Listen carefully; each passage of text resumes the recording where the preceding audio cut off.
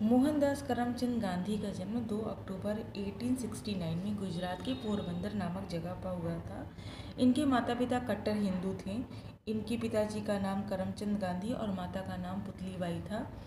इनका विवाह 13 वर्ष की आयु में कस्तूरबा बाई के साथ हुआ था और इन्होंने लगभग 62 वर्षों तक एक साथ अपना वैवाहिक जीवन व्यतीत किया। 1944 में पूना की ब्रिटिश जेल में कस्तूरबा का स्वर्गवास हुआ था।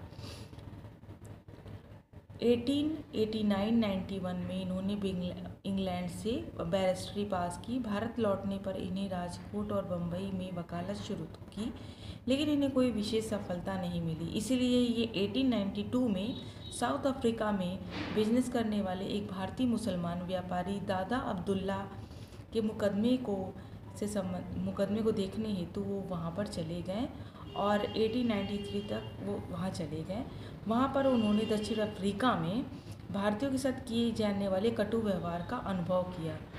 जब महात्मा गांधी डरबन से प्रिटोरिया नामक रेलवे द्वारा प्रथम श्रेणी के डिब्बे में यात्रा कर रहे थे तो रास्ते में मेरिट्सबर्ग पर एक गोरा उनके डिब्बे में घुसा और उनके स्थानीय पुलिस की सहायता से उन्हें धक्का देकर नीचे गिरा दिया।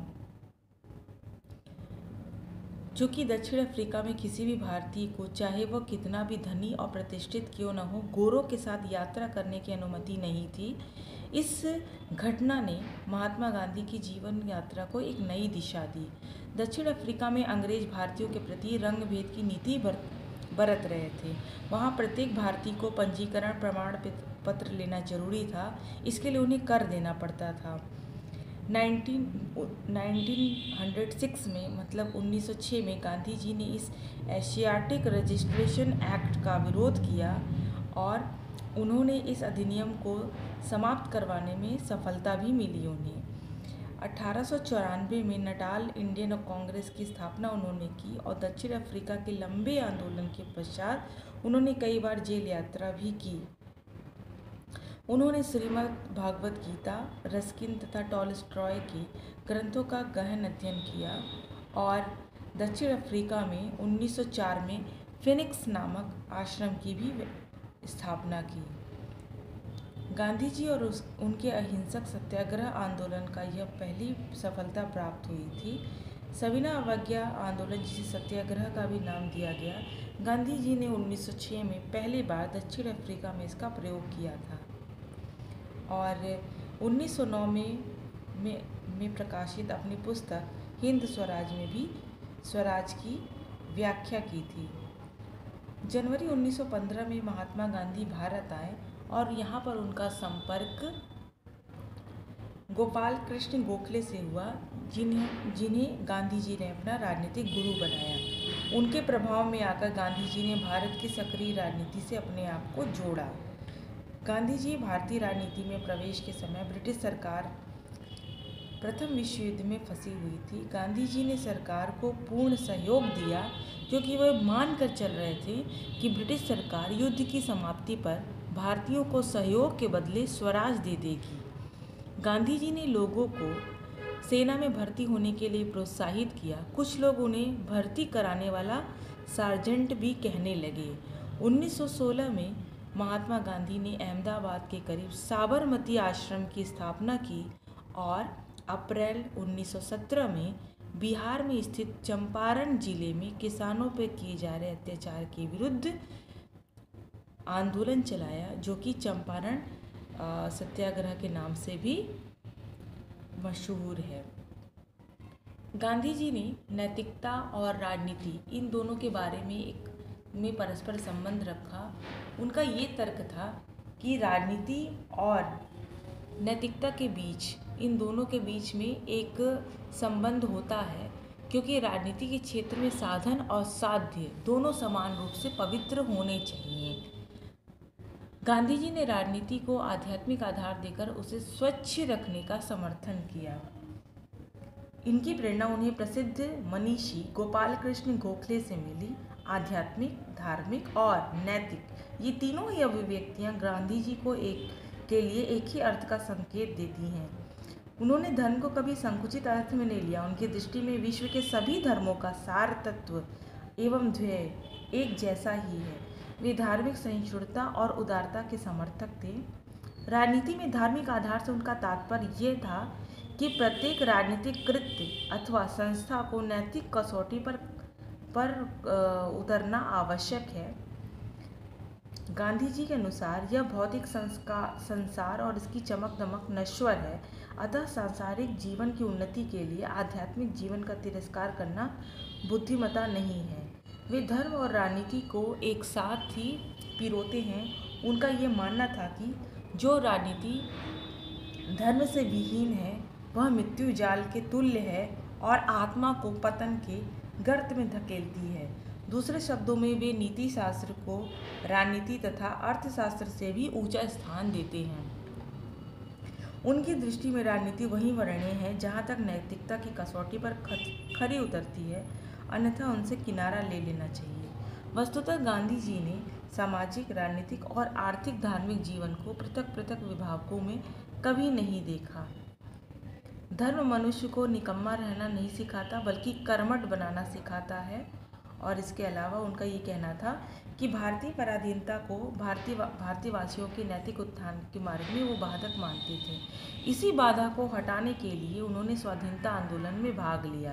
राजनीतिक स्वतंत्रता के साथ साथ उन्होंने आर्थिक स्वतंत्रता को भी समान महत्व दिया। उन्होंने चरखा, खादी, कुटीर उद्योग और स्वदेशी वस्तु प्रयोग के आंदोलन चलाकर इस दिशा में मार्गदर्शन किया। आर्थिक स्वतंत्रता की दिशा में महात्मा गांधी ने कभी भी साम्यवादी सिद्धांत को स्वीकार नहीं किया। उन्होंने कहा कि समस्त भौतिक आवश्यकताओं की पूर्ति के स्थान पर आवश्यकताओं को संयत करने, इट्स मीन कंट्रोल करने पर बल दिया। उन्होंने शरीर श्रम का विशेष महत्व दिया। उनका विचार था कि प्रत्येक सक्षम व्यक्ति को अपनी भौतिक आवश्यकताओं के अनुरूप उत्पादन में योग देने के लिए स्वयं शरीर श्रम करना चाहिए। सबको अपने भोजन, वस्त्र और मकान की न्यूनतम आवश्यकताओं की पूर्ति करनी चाहिए।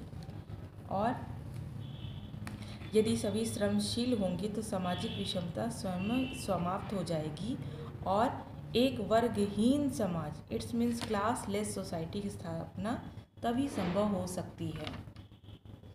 साध्य और साधन के बारे में गांधी जी का ये कहना है कि जैसा साधन होगा वैसा ही साध्य होगा। इसके बारे में वो उदाहरण देते हुए कहते हैं कि जैसा बीज डालेंगे वैसा ही वृक्ष उगेगा, और साधन की तुलना यहाँ पर बीज से करते हैं और साध्य की वृक्ष से।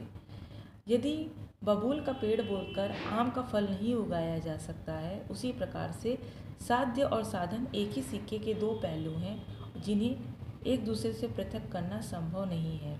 यदि साधन अनैतिक होगा तो साध्य चाहे कितना ही नैतिक क्यों न हो वह अवश्य भ्रष्ट हो जाएगा, क्योंकि गलत रास्ते पर कभी भी सही मंजिल नहीं बन सकती। जो सत्ता, अथॉरिटी, भय और बल प्रयोग, फियर एंड फोर्स के आधार पर खड़ी की जाती है, उससे लोगों के मन में उस सत्ताधारी के प्रति स्नेह और आदर की भावना पैदा कभी नहीं होगी। स्वराज प्राप्ति के लिए गांधी जी ने सत्याग्रह का मार्ग दिखाया, क्योंकि सत्याग्रह एक ऐसा साधन है जो साध्य अथवा स्वराज के समान ही पवित्र है। यदि हिंसा और छल कपट एवं असत्य के मार्ग पर चलकर स्वराज मिल भी जाता है तो उसे स्वीकार करने के लिए वह स्वीकार नहीं थे। यही कारण था कि जब 1922 में भीड़ ने उत्तर प्रदेश के गोरखपुर जिले के चौरी चौरा थाने में आग लगा दी, तब गांधी जी ने सविनय अवज्ञा आंदोलन वापस ले लिया। हालांकि इस आंदोलन की सफलता के लक्षण दिखाई दे रहे थे, फिर भी उन्होंने ये अनुभव किया कि जनता अभी तक अहिंसा के मार्ग पर चलना नहीं सीख पाई है। गांधी जी की मान्यता थी कि सत्य और अहिंसा के मार्ग पर चलना अपने आप में श्रेयस्कर है। वह जिस लक्ष्य की ओर ले जाएगा वह उचित ही होगा। सत्य के मार्ग पर ही चलना चाहिए और हमें लक्ष्य की चिंता नहीं करनी चाहिए, केवल साधन अथवा कर्म पर ही ध्यान देना चाहिए। सत्य और अहिंसा के बारे में उन्होंने अपनी पुस्तक माई एक्सपेरिमेंट विथ ट्रूथ, सत्य के साथ मेरे प्रयोग में लिखा है कि मेरे निरंतर अनुभव ने मुझे विश्वास दिला दिया कि सत्य से अलग कोई ईश्वर नहीं है और सत्य की सिद्धि का एकमात्र उपाय अहिंसा है। ईश्वर की तरह सत्य का भी साक्षात्कार करना बहुत कठिन है, क्योंकि सत्य को जान पाना अत्यंत कठिन है। बड़े बड़े ऋषि मुनि भी इसको नहीं जान पाए तो एक साधारण मनुष्य उसे क्या जान पाएगा। वह बस एक ही कार्य कर सकता है, सत्य के मार्ग पर चल सकता है, और वो मार्ग है अहिंसा। महात्मा बुद्ध और भगवान महावीर ने भी अपने अनुयायियों को अहिंसा का ही पाठ पढ़ाया था। अहिंसा जो है वो, लेकिन इस अहिंसा का स्वरूप क्या है? इस अर्थ का मूल अर्थ यह है कि ऐसा व्यवहार जिसमें वायलेंस या हिंसा न हो, अर्थात किसी भी जीव को पीड़ा या इंजुरी न दी जाए, यह तो अहिंसा का नकारात्मक पक्ष है। तो जो यह बताता है कि मनुष्य को क्या नहीं करना चाहिए। लेकिन गांधी जी ने अहिंसा के सकारात्मक पक्ष पर बल दिया कि मनुष्य को क्या करना चाहिए। महात्मा गांधी का यह कहना था कि विश्व के समस्त जीवों से प्रेम करो। धरती पर जितने भी प्राणी हैं उसमें ईश्वर का ही प्रतिरूप है और वह सभी तुम्हारे प्रेम के योग्य हैं। जो मनुष्य अपने साथ जीवन बिताने वाले मनुष्यों से प्यार करता है, प्रेम करता है, वही ईश्वर से प्रेम करता है। यदि तुम्हें ईश्वर की झलक देखनी है तो प्रत्येक मनुष्य को के साथ हिंसा का व्यवहार नहीं वरन प्रेम का व्यवहार करना चाहिए। अहिंसा का सकारात्मक पक्ष है मानव प्रेम। अहिंसा का वह सिद्धांत व नीति है कि जिसमें अपने विरोधियों को प्रेम से जीता जाता है, घृणा या लड़ाई से नहीं। यदि कोई पापी तुम्हारे संपर्क में आता है तो उसे भी अपने चरित्र बल से पाप से विमुख करके सन्मार्ग पर चलने के लिए प्रेरित करो। अतः अहिंसा का साधक समाज से अपना संबंध नहीं तोड़ सकता है। गांधी जी ऐसी आध्यात्मिक साधना में विश्वास नहीं करते जिससे मनुष्य संसार से पलायन करके पर्वतों या वनों में एकांत जीवन जिए। वे स्वयं आजीवन सार्वजनिक कार्य में व्यस्त रहें और किसी भी ऐसी तपस्या या साधना को प्रोत्साहन नहीं दिया।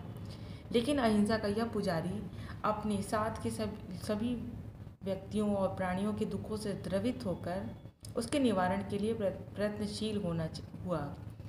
वह अपने पराये का भेद मिटाकर जन सेवा में अपना जीवन समर्पित कर देगा। अहिंसा का सिद्धांत मनुष्य को हिंसा से दूर रहने की शिक्षा देता है। गांधी जी की दृष्टि में किसी को भी कष्ट पहुंचाने का विचार या किसी का बुरा चाहना भी हिंसा है। किसी के प्रति घृणा या द्वेष रखना भी घृणा है, और इसके साथ ही साथ आवश्यकता से अधिक वस्तुएं ग्रहण करना और धन बटोरना भी हिंसा है, क्योंकि ऐसा करके हम दूसरों को उनके उचित जीवन या अधिकार से वंचित कर देते हैं।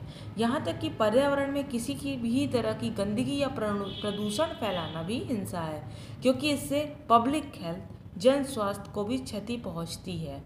इस तरीके से देखा जाए तो नागरिकता के सारे आदर्श और सदाचार, ये सारे नियम अहिंसा के विचार के क्षेत्र में ही आ जाते हैं।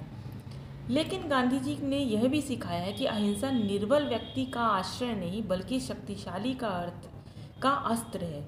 विरोधी की शक्ति से डर जाने या अत्याचार के विरुद्ध बल प्रयोग न कर पाने की स्थिति अहिंसा नहीं है, बल्कि यह एक नैतिक दृष्टि से शक्तिशाली व्यक्ति या समूह का बल है जो सत्य पर दृढ़ निष्ठा रखने से प्राप्त होता है। अहिंसा स्वयं में एक शक्ति है जिससे विरोधी के हृदय पर विजय प्राप्त की जा सकती है। यह भौतिक शक्ति को आध्यात्मिक शक्ति के आगे झुकाने की कला है। मनुष्य के लिए अहिंसा आत्मशुद्धि का साधन है। जब मनुष्य के मन में कोई मैल नहीं रह जाता है तब उससे इसमें नैतिक शक्ति आ जाती है। सत्याग्रह के बारे में अगर बात करें तो गांधी जी ने कहा है कि सत्य और अहिंसा का अटूट संबंध ही सत्याग्रह है। वस्तुतः सत्याग्रह ही सामाजिक क्रांति का गांधीवादी तरीका है। सत्याग्रह का अर्थ है सत्य प्लस आग्रह, अर्थात सत्य पर अडिग रहना। सत्य क्या है, इसका निर्णय कैसे हो? जब अहिंसा का पालन करते हुए मनुष्य आत्मशुद्धि कर लेता है तो इनकी अंतरात्मा ही सत्य का दर्पण बन जाती है। जब मनुष्य को विश्वास हो जाए कि वह सत्य के मार्ग पर चल रहा है, तब उसे चाहे जितनी की बाधाएं और यातनाएं क्यों न सहनी पड़े, वो अपने मार्ग से तनिक भी विचलित ना हो। सत्य की सिद्धि कठिन तो है, परंतु विजय उसी की होती है। सत्याग्रह के सिद्धांत का विश्लेषण करते समय यह याद रखना चाहिए कि सत्य तो शाश्वत और निर्विकार है, परंतु मनुष्य स्वयं में अपूर्ण है। अतः कोई भी व्यक्ति ये दावा नहीं कर सकता कि उसने सत्य का पूर्ण ज्ञान प्राप्त कर लिया है।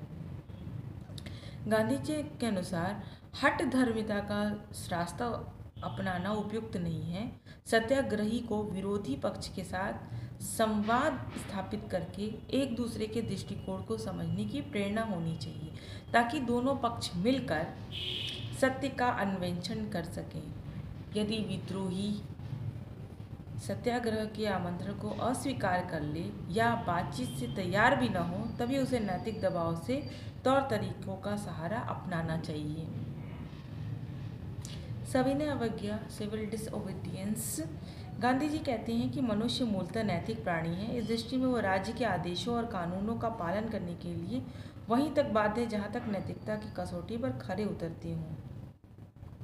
गांधी जी के अनुसार सविनय अवज्ञा का मूल अर्थ है ऐसे कानून का उल्लंघन जो स्वयं अन्यायपूर्ण हो। विस्तृत में अर्थ में जब सरकार की किसी नीति का विरोध प्रकट करने के लिए या उसमें किसी राजनीतिक सुधार की मांग पर सरकार का ध्यान केंद्रित के लिए उद्देश्य से कोई कानून तोड़ा जाता है, तो उसे भी सविनय अवज्ञा कहा जाता है। महात्मा गांधी ने भारत के स्वाधीनता आंदोलन के दौरान इस विचार को अहिंसात्मक संघर्ष और सत्याग्रह की संकल्पना के साथ मिलकर एक विस्तृत सिद्धांत का रूप दिया है। गांधी जी ने अपने जीवन में इसका सार्थक प्रयोग भी किया, जिसका प्रमुख उदाहरण 1932 का नमक सत्याग्रह था। उन दिनों ब्रिटिश उपनिवेशवादी ने भारतीयों पर प्रतिबंध लगा दिया कि वह समुद्र के पानी से नमक नहीं बना सकते हैं। गांधी जी ने इसे अन्यायपूर्ण बताते हुए प्रतिबंध का उल्लंघन करने के उद्देश्य से अपने अनुयायियों के साथ समुद्र के किनारे जाकर स्वयं नमक बनाया। गांधी जी के अनुसार सविनय अवज्ञा का अर्थ यह है कि सामान्य रूप से कानून का हार्दिक सम्मान किया जाए, केवल अन्यायपूर्ण कानून को ही तोड़ा जाए। ऐसे कानून का उल्लंघन सर्वथा अहिंसात्मक ही होना चाहिए। यह कार्रवाई सार्वजनिक रूप से करनी चाहिए, छिप कर नहीं, और कानून तोड़ने पर जो भी दंड मिले उसे सहर्ष से स्वीकार कर लेना चाहिए। फिर भी सविनय अवज्ञा का आंदोलन तभी लेना चाहिए जब विनय के सारे प्रयास विफल हो चुके हों, किए जा चुके हों और वो विफल हो चुके हों। सविनय अवज्ञा का जो ध्येय है, जो उद्देश्य है, वो सत्ताधारियों का हृदय परिवर्तन करना है, उन्हें विवश करना नहीं है। स्वराज के बारे में गांधी जी का विशेष महत्व है। गांधी जी के चिंतन में स्वराज का विशेष महत्व है। ये शब्द भारत के स्वाधीनता आंदोलन के दिन में प्रचलित हुआ था, जो कि स्वशासन, सेल्फ रूल, आत्मनिर्णय और स्वाधीनता की मांग को व्यक्त करता है। शुरू में बिपिन चंद्र पाल और लोकमान्य बाल गंगाधर तिलक और श्री अरविंद ने जैसे राष्ट्रवादी नेताओं ने विदेशी शासन से पूर्ण स्वाधीनता पर बल दिया और पूर्ण स्वराज को अपना लक्ष्य घोषित किया। बाद में महात्मा गांधी और जवाहरलाल नेहरू ने भी इसी लक्ष्य की पूर्ति के लिए अपनी कमर कस ली। गांधी जी ने स्वराज के अर्थ का विस्तार में अर्थ देते हुए ये तर्क दिया कि स्वराज का अर्थ केवल राजनीतिक स्तर पर विदेशी शासन से स्वाधीनता प्राप्त करना नहीं, बल्कि सांस्कृतिक और नैतिक स्वाधीनता का विचार भी निहित है। यदि कोई समाज राजनीतिक दृष्टि से स्वाधीन है किंतु सांस्कृतिक दृष्टि से पराधीन है, तो उसे अपनी गतिविधियों के निर्देशन के लिए दूसरों का मुंह देखना पड़े तो स्वाधीन होते हुए भी स्वराज्य विहीन है। गांधी जी का ये कहना था कि स्वराज का पौधा उसी देश में पनपता है जिनकी जड़ें अपनी परंपराओं से जुड़ी हों, परंतु वह इन परंपराओं की त्रुटियों के प्रति भी सजग हो और दूसरों से अच्छी बातें सीखने के लिए भी तैयार हो। इसका अर्थ ये है कि कोई कंट्री आपके ऊपर न केवल पॉलिटिकली रूप से आपके ऊपर कंट्रोल न करे, अगर आप वहाँ पे फ्री हैं तो वही स्वराज नहीं है, बल्कि ये भी है कि आप अपनी देशी जो संस्कृति है उसका भी पालन करें, न कि जो विदेशी संस्कृति है उसका पालन करें। अर्थात स्वराज का अर्थ न केवल राजनीतिक बल्कि सांस्कृतिक और नैतिक भी होती है। स्वराज की ये मांग थी कि सांस्कृतिक दृष्टि से हमारा अपना एक घर होना चाहिए जो हमें सुरक्षा प्रदान करे। परंतु उस घर की खिड़कियां और दरवाजे खुले रहने चाहिए ताकि उनमें सभी ओर से उत्तम विचारों की हवा आती रहे। इसका अर्थ ये है कि आप जो है सांस्कृतिक दृष्टि से अपने कंट्री के बारे में ही सोचें, अपने देश के ही संस्कृति का अनुपालन करें, लेकिन विदेशी संस्कृतियों को से भी टच में रहें और विदेशी संस्कृतियों में जो चीज़ अच्छी है जिसको हम अपना सकते हैं उसको अपनाया जाए। लेकिन वो जो अपनाया जाएगा, जो विदेशी संस्कृति अपनाई जाएगी, उससे हमारी देसी संस्कृति या हमारी जो ओरिजिनल संस्कृति है उस पर कोई भी दुष्प्रभाव नहीं पड़ना चाहिए। स्वराज एक ऐसी व्यवस्था है जिससे सभी लोग कंधे से कंधा मिलाकर राज्य के निर्माण में योग देते हैं और उसके साथ गहरा लगाव और अपनापन अनुभव करते हैं। गांधी जी ने कहा था, मैं एक ऐसे भारत का निर्माण करने का प्रयत्न करूंगा जिसमें निर्धन से निर्धन मनुष्य को भी यह अनुभव हो कि यह मेरा अपना देश है और इसके निर्माण में मेरा पूरा हाथ है। शासन के स्तर पर गांधी जी की दृष्टि में स्वराज सच्चे लोकतंत्र का पर्याय है। उनका कहना था कि इन गिने चुने लोगों को सत्ता प्राप्त हो जाने से सच्चा स्वराज नहीं आएगा। सच्चा स्वराज तब आएगा जब कहीं पर भी सत्ता का दुरुपयोग होने पर सभी लोग उसका विरोध करना सीख जाएंगे और इसके लिए उपयुक्त क्षमता प्राप्त कर सकेंगे। स्वराज का विपरीत रूप पर राज है या पराया शासन है, चाहे वो अंग्रेजों का शासन हो चाहे हिंदुस्तानियों का। व्यक्ति को अपने ऊपर पूरा नियंत्रण होना चाहिए और यही आत्मसम्मान संयम का पर्याय है जो व्यक्ति को सच्चरित्र और महान बनाता है और उसे समाज की उन्नति और कल्याण में महत्वपूर्ण योग देने के लिए सामर्थ्य प्रदान करता है। सर्वोदय का अर्थ गांधी जी ने ये लिया कि सर्वोदय मीन्स सर्व प्लस उदय, अर्थात सबका उदय एवं उत्थान, uplift of all. Mahatma Gandhi ने इस शब्द का प्रयोग करके ऐसी जीवन पद्धति या विचारधारा का संकेत दिया जो सत्य और अहिंसा पर आधारित हो। मतलब अर्थात ये, जब तक अहिंसा को जीवन का नियम नहीं बनाया जाएगा तब तक समाज में किसी के प्रति वैर विरोध नहीं होगा और सब मिलकर कल्याण के लिए कार्य करेंगे।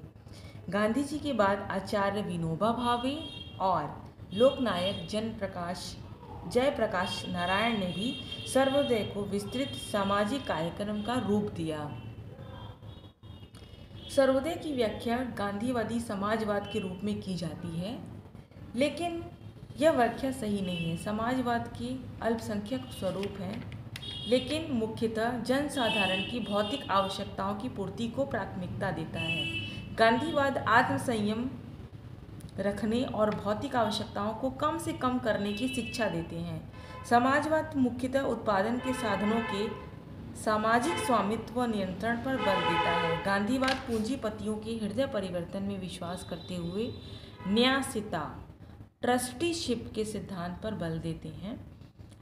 इसका सारांश ये है कि सर्वोदय निम्न वर्ग के कल्याण को तो महत्व देता ही है, लेकिन इसके लिए वो एक ऐसी व्यवस्था की कल्पना और आशा करते हैं जिसमें धनवान वर्ग स्वेच्छा से अपना धन निर्धन वर्ग को समर्पित कर देंगे।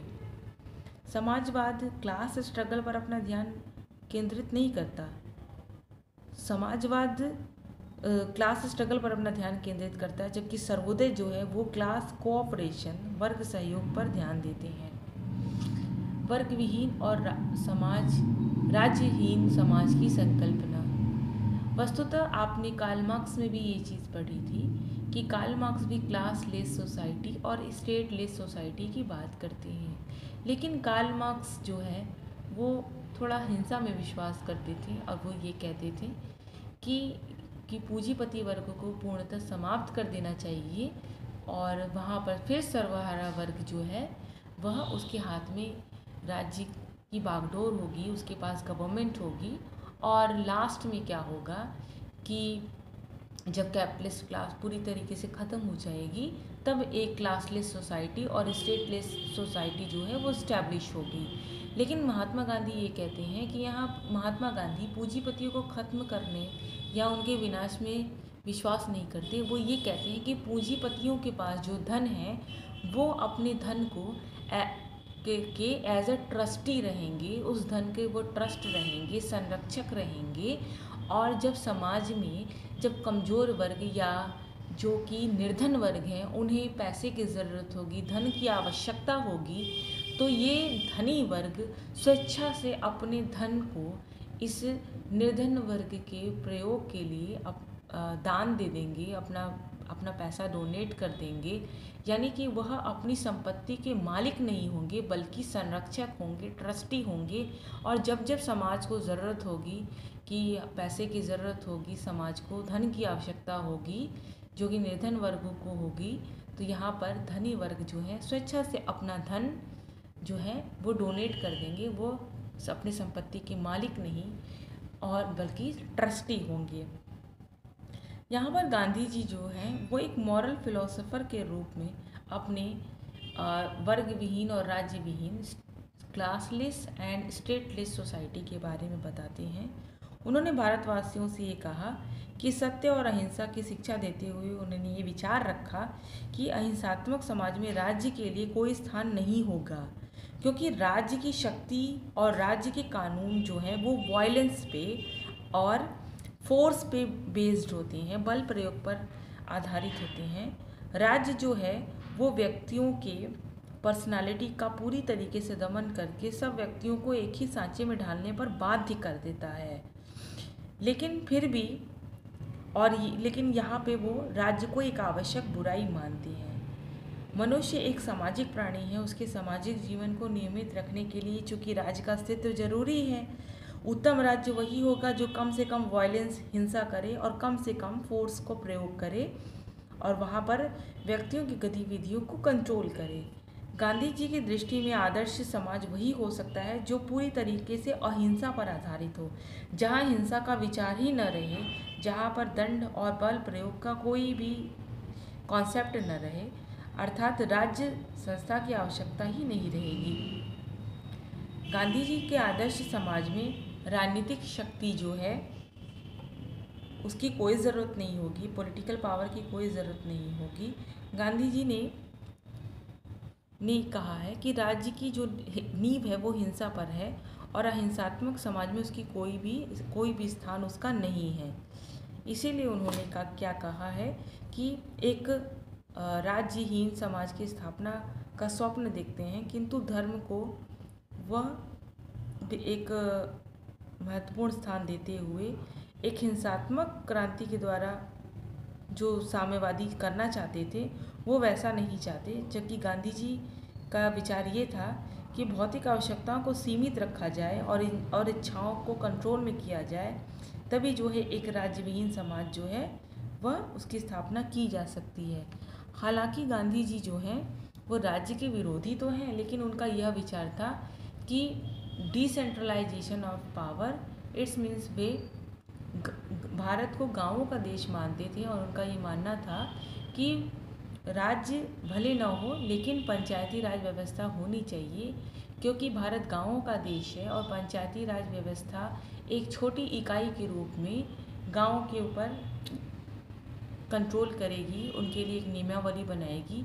क्योंकि अगर कंट्रोलिंग पावर नहीं होगी तो ये हो सकता है कि समाज में कोई व्यक्ति दूसरे व्यक्तियों के लिए प्रॉब्लम क्रिएट कर सके।